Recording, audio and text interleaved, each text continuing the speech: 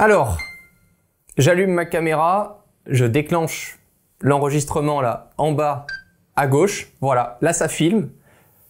Bienvenue dans le setup. On filme en 360 degrés, ce qui va me permettre ensuite et via l'application Insta360 de sélectionner dans toute l'image uniquement le cadrage qui m'intéresse. J'ai arrêté d'enregistrer, j'ouvre mon application, je me connecte par Wi-Fi ou Bluetooth à ma caméra, je télécharge ma vidéo et je vais créer une stories directement depuis l'application. Je vais du coup dans la fonctionnalité Story, c'est simple à comprendre. J'utilise le suivi du recadrage automatique sur mon visage, même plus besoin de m'embêter, etc. Je peux gérer l'angle de vue et hop, j'exporte. Maintenant, je vais sur Instagram et je publie ma story du jour. Vous venez de voir, en moins de 2 minutes, comment j'utilise si facilement cette caméra Insta360 X3.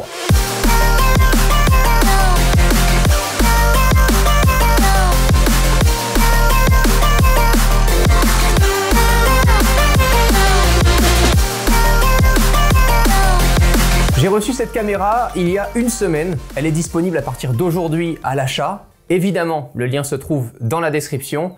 Je précise qu'il s'agit d'un lien d'affiliation. Ça ne change rien pour vous, mais Insta360 nous reverse une commission pour chaque achat. Comme je vous l'ai dit, je l'ai reçu il y a quelques jours. Je n'ai pas cherché à faire des plans de caméraman professionnel. J'ai déballé le produit et je l'ai configuré comme le grand frère, l'oncle, la mère ou le père de famille avant de partir quelques jours avec ses amis ou avec leurs enfants. Voilà, en vacances, en balade, en week-end. Une caméra 360 est faite pour capturer une scène sphérique. Elle comporte un objectif de chaque côté qui ne forme à la fin qu'un seul plan, qu'une seule et même vidéo. Même si on peut le faire, et vous l'avez déjà sûrement beaucoup vu, le but n'est pas de créer des courts-métrages en 360 degrés où c'est au viewer de se promener dans l'image et au fur et à mesure la scène avance, etc. Non, le but c'est de pouvoir filmer toute la scène qui nous entoure pour ensuite et en post-production avec une simple application pour notre téléphone ou les plugins un peu plus professionnels qu'on a par exemple nous utilisés sur Adobe Premiere Pro, on peut recadrer dans le format qu'on veut notre scène finale. Premier exemple, je suis à scooter dans Paris. Et grâce à cette vidéo que j'ai filmée en 5,7K à 30 images par seconde et donc en 360 degrés, je peux choisir plusieurs valeurs de plan différents avec une seule et unique prise. Un beau plan de moi en 16/9 qui conduit le scooter, un suivi de l'obélisque place Vendôme ou encore une vidéo sur les boutiques tout autour de la place. Avec une seule et même prise, je peux réaliser là 3 plans vidéo différents. C'est ça le vrai pouvoir lorsqu'on filme en 360 degrés. Des caméras 360, il y en a quelques-unes sur le marché. Là, j'ai reçu la nouvelle caméra de Insta360, le modèle X3. Sa seule et réelle concurrente serait la GoPro Max que j'ai aussi.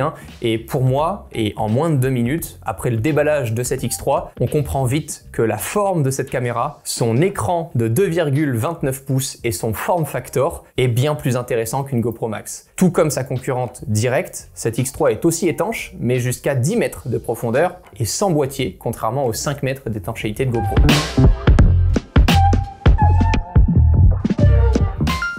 Une fois allumé, on pilote cette X3 avec un écran tactile et vertical. On a réellement l'impression d'être sur notre smartphone. Vraiment, c'est super fluide. Je défile les menus d'un simple swipe et je peux paramétrer et gérer l'ensemble de ma caméra sans jamais devoir la connecter à l'application Insta360. Vous pouvez littéralement acheter cette caméra, la déballer dans l'avion et l'utiliser hors connexion tout le temps. Vous n'aurez qu'à transférer vos rushs sur votre ordinateur avec la microcarte SD que vous aurez logée dans la caméra ou en la connectant directement en USB-C. On a un petit bouton Q qui me permet d'assigner des actions rapides, par exemple à un mode de prise de vue déjà préconfiguré à ma manière. Tout autour de la caméra, on voit 3 microphones dont aucun n'est placé en dessous de notre main si on tient la caméra en se filmant. Je précise car c'était déjà arrivé sur certains produits, cela nous permet d'enregistrer en stéréo ou alors dans un mode amélioration directionnelle ou d'activer le mode réduction du vent. C'est vraiment bluffant. Jugez par vous-même avant que je vous emmène du coup taper quelques balles de golf. Petit plan parfait à contre-jour, j'ai activé le mode HDR et là je vous parle avec le mode audio stéréo. Je vais m'essayer au golf parce que je sais que c'est un petit peu compliqué de pouvoir filmer correctement lorsqu'on frappe la balle au golf. On n'est jamais synchronisé avec la frappe. Là, avec la cam 360, ça va peut-être me permettre d'avoir enfin un seul et même plan pour pouvoir avoir dans un plan final en 16/9 le mouvement de mes épaules, la frappe de la balle jusqu'à voir où est-ce qu'elle s'en va, si j'arrive à la frapper.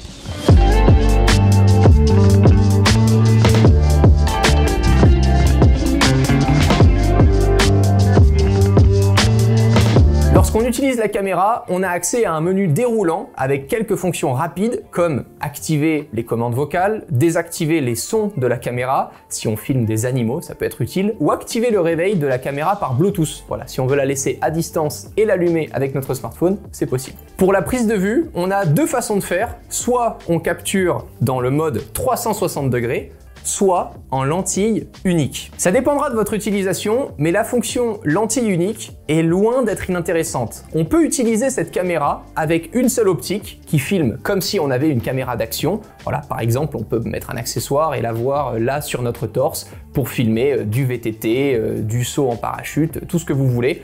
Voilà, j'ai découvert aussi le mode Mi et cette fonction nous permet de s'auto-cadrer très facilement en mode selfie. Si vous faites des vidéos vlog et en transférant directement les vidéos sur votre smartphone, par exemple, ou votre ordinateur, toujours, avec l'app, voici ce que ça donne. Je me suis vraiment éclaté. Pour moi, le mode Mi, c'est une nouveauté, mais ça marche vraiment d'enfer. Voilà, j'ai repensé à ma petite époque, Casey Neistat, tout ça.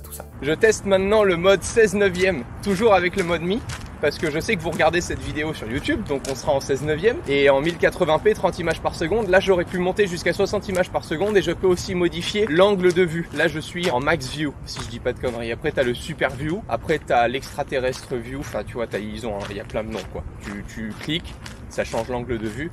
Mais franchement, j'ai envie de vlog toute la journée. C'est surtout qu'avec cette caméra-là, tu peux faire plein d'autres trucs que juste faire du vlog. Tu switches direct en 360 degrés en vidéo ou en HDR, etc. Tu te fais des images complètement tarées à ajouter en plus de ça à ton vlog qui, de base, c'est un mec comme moi là qui parle à une perche et à une cam. Genre, vraiment, il se passe rien d'autre. Et ça prend que dalle de place et c'est super léger. J'ai utilisé à fond la fonction 360 degrés dans presque tous ces modes, surtout en vidéo, mais commençons par la photo. J'ai pu shooter en 72 millions de pixels ou en 18 millions de pixels en fonction des modes, mais surtout, j'ai pu enregistrer mes photos au format RAW. J'ai pu aussi gérer la balance des blancs et mes paramètres d'exposition manuellement avant de les laisser en automatique parce qu'elles gèrent très bien toutes seules et honnêtement, c'est difficile d'imaginer les paramètres qu'il faut pour correctement exposer sa photo en étant à la fois face au soleil et à la fois dos au soleil quand on shoot en 360 degrés. J'ai aussi kiffé le mode HDR qui est super bien foutu. Il va s'améliorer au fil du temps avec les mises à jour qui vont arriver. Je ne l'ai pas trop utilisé mais je l'ai testé. HDR High Dynamic Range signifie que pour une seule image, votre appareil va en capturer 3 dans le but d'avoir le maximum de détails même si vous êtes à contre-jour. Une sous-exposée, une correctement exposée et une beaucoup plus exposée. On peut tout régler directement sur la caméra, l'écart de la luminosité entre chaque photo par exemple.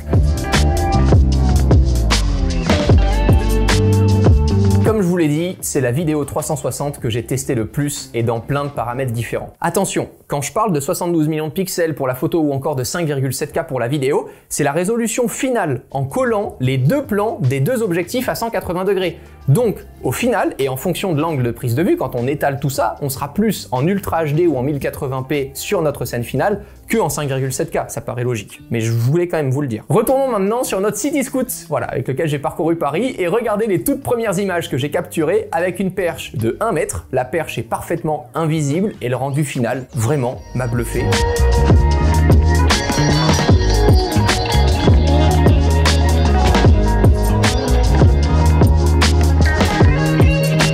Attention, pour moi, toutes les images qu'on prend avec cette caméra sont incomparables avec celles qu'on pourrait prendre avec une caméra classique ou un appareil photo réflexe. Ce n'est pas du tout le même produit. Ça n'a pour moi pas du tout la même utilité. J'ai très peu parlé de caméra 360 donc je tenais à le dire. Évidemment qu'un appareil photo réflexe ou qu'une caméra sera meilleur pour des plans en extérieur, des photos portraits, des trucs comme ça. Là on parle d'une caméra de poche qui fait 180 grammes et qui nous permet d'être ultra créatif dans plein de situations différentes. J'ai eu le choix pour filmer en 5,7K à 24, 25 ou 30 images par seconde ou en 4K à 30 ou 60 images par seconde et après vous verrez j'ai même testé un mode plus hardcore qui est nouveau en 120 images ou 180 images par seconde, c'était marrant. Pour continuer avec quelques plans classiques en 360 degrés, j'aimerais encore vous montrer avec un seul et même plan, pour bien vous faire comprendre, les différentes valeurs qu'on peut obtenir au format final en 1080p et en 16:9. Voilà une vidéo prise en 360 degrés, une première valeur de plan.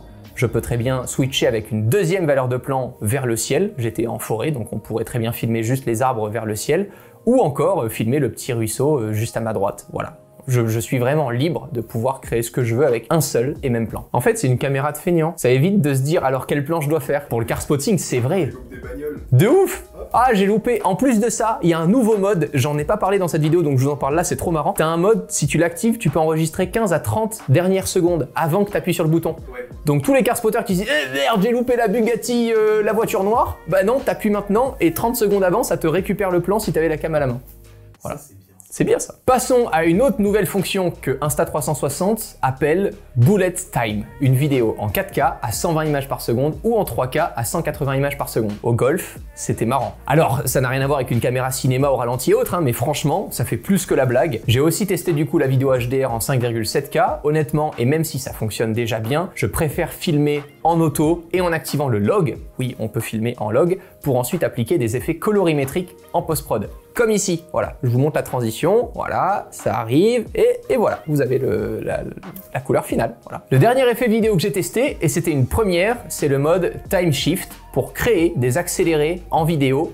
Ça ressemble à de l'hyperlapse, mais c'est pas la technique de l'hyperlapse, comme celui-là que je vais vous montrer maintenant. Habituellement, c'est super chiant à faire, parce qu'un vrai hyperlapse, il faut avoir une perche qui bouge pas, ou un trépied, de la stabilisation, etc. Et là, tout est fait avec la stabilisation automatique de Insta360, qui s'appelle Flow State. Ça fait grave le taf, ça fait la blague, voilà. Non, les photographes, on ne vous piquera pas votre hyperlapse. J'en ai fait, c'est long, c'est très professionnel à faire, etc. Là, on parle de petits effets à pouvoir partager sur TikTok ou en stories, ça marche d'enfer. Pour ce qui est de l'autonomie, j'ai capturé tous les plans pour cette vidéo avec qu'une seule recharge. J'ai capturé 36 Go de rush avec une seule batterie chargée. J'étais très surpris, même en 180 fps ou dans des modes un peu plus gourmands comme le Time Shift qui filme tout le temps, bah ça bronche pas. Voilà, on verra avec le temps, hein. Mais honnêtement, on a tellement de quoi s'occuper dans les menus que j'aurais pu encore vous en parler pendant 30 minutes pour tout détailler. Mais une fois qu'on a capturé nos premières images, et le plus important pour moi et pour ce type de produit, c'est l'expérience utilisateur au global et donc la simplicité de l'application qui nous permettra d'exporter de belles images. Parce que c'est facile de shooter, mais si ça nous fait chier d'exporter le tout, bah ça casse tout quoi. Dans l'app Insta360, la connexion avec la caméra se fait super rapidement. Une fois connecté, je peux gérer ma prise de vue directement depuis l'application. Pratique, hein, si comme moi vous avez testé la perche à 2-3 mètres, c'est chiant de ramener la perche. Ensuite, on a toute une partie tutoriel qui est vraiment super méga bien faite. Voilà, des courtes vidéos de démos suivies de vidéos tutoriels pour apprendre à faire certains effets, comme le Time Shift par exemple. Et là, pour utiliser tous les modes de la caméra, on a tout. Voilà, vraiment GG à Insta360 parce que c'est un vrai métier que de faire des vidéos tutoriels.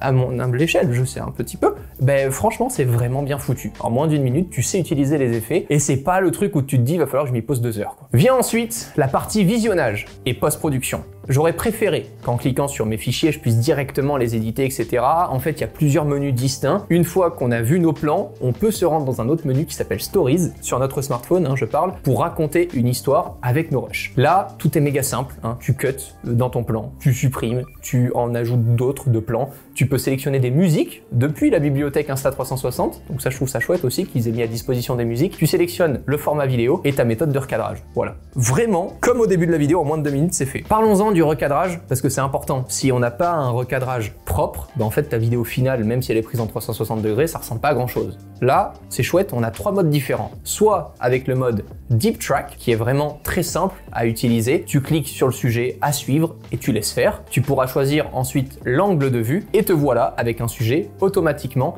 suivi par le recadrage automatique. On a aussi le mode Viewfinder que j'ai trouvé très marrant à utiliser mais pas vraiment pratique. Tu restes appuyé pour lancer la vidéo et tu orientes ton smartphone de telle sorte à voir le cadrage final que tu veux. C'est marrant. Voilà. Et sinon, le classique, les puristes, le keyframe, voilà, tu avances petit à petit dans ta vidéo et tu mets des points clés de recadrage pour un coup passer, si tu as envie, en petite planète, un coup repasser en cadrage plus serré, un coup en linéaire, un coup en wide. Tout ça, tu peux le faire depuis l'application Windows et macOS, en plus d'iOS et Android. Je l'ai testé sur macOS et c'est plus qu'agréable sur un grand écran. Vraiment, je vous le conseille pour faire de vrais edits. Pour le format Instagram Story, à utiliser avec le mode Mi, l'app smartphone fonctionnera très bien.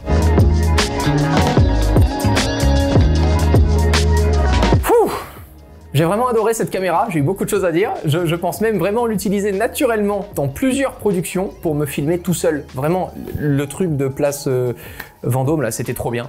Au bout d'une perche et dans les mains de n'importe qui, et même si tu n'as jamais filmé de ta vie, bah, tu pourras plus jamais louper ton cadrage. Voilà, sauf si tu la laisses dans la poche, quoi. Là, sur les photos de famille, les vacances, ou si tu fais une figure en surf ou en VTT, tu loupes plus rien. 539,99 €. Au-delà d'une utilisation grand public, et si vous kiffez la tech et les caméras, je pense et je pèse mes mots pouvoir dire face caméra là qu'à l'heure actuelle, c'est la caméra 360 la plus complète et la plus cool à utiliser. Merci à tous, je vous dis à très vite si vous êtes abonné à la chaîne, sinon je vous dis à très vite quand même parce que vous allez vous abonner maintenant. Voilà, à très bientôt, j'ai plus rien à dire là, j'aurais pu rester encore 30 minutes mais j'ai plus rien à dire. Ciao!